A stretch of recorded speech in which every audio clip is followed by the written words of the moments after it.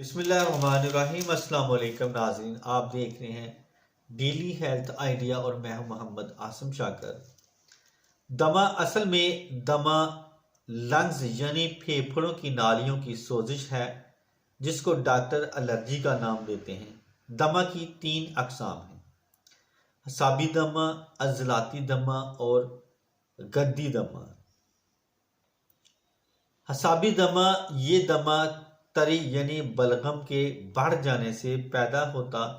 इसमें फेफड़ों में बलगम की भरमार होती है यानी कसीर तादाद में पैदा होता है और इसके इलाज में आप खुश्क गर्म अद्वियात देंगे। इलाज 50 ग्राम बारहसिंगा को छोटे छोटे टुकड़े करें। कूजा गुली में 2 किलो गेहूं खार के बीज में रख कर 2 बोरी की आग दें।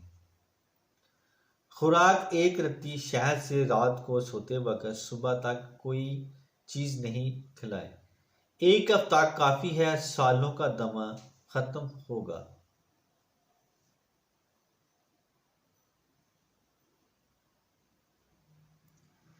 अज़लाती दमा, इस किस्म में फेफड़ों में खुश्की बढ़ जाती है। इस दमे में बलगम खारिज नहीं होती। इसका इलाज गर्म तर अद्वियात से किया जाएगा और खुश्की ख़त्म की जाएगी। इसका इलाज नमक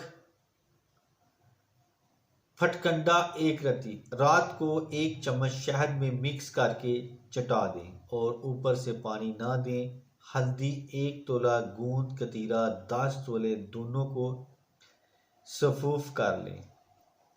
आधा चम्मच सुबह व शाम खाली पेट पानी से दें। गद्दी दवा, इस किस्म में बलगम तो बनती है पर दर्द से खारिज होती है। ये किस्म गर्मी की वजह से होती है। इसका इलाज तो अद्विया से किया जाएगा। नमक मदारद 1 रत्ती रात पानी से दें और हल्दी वाला नुस्खा भी साथ सुबह शाम खाली पेट दें। तो इंशाल्लाह ये दमे का मसला बिल्कुल ठीक हो जाएगा। तो इसके साथ ही मैं अब इजाज़त चाहता हूँ। दुआ में याद रखना और अपना ख़ास ख्याल रखना। अस्सलाम वालेकुम।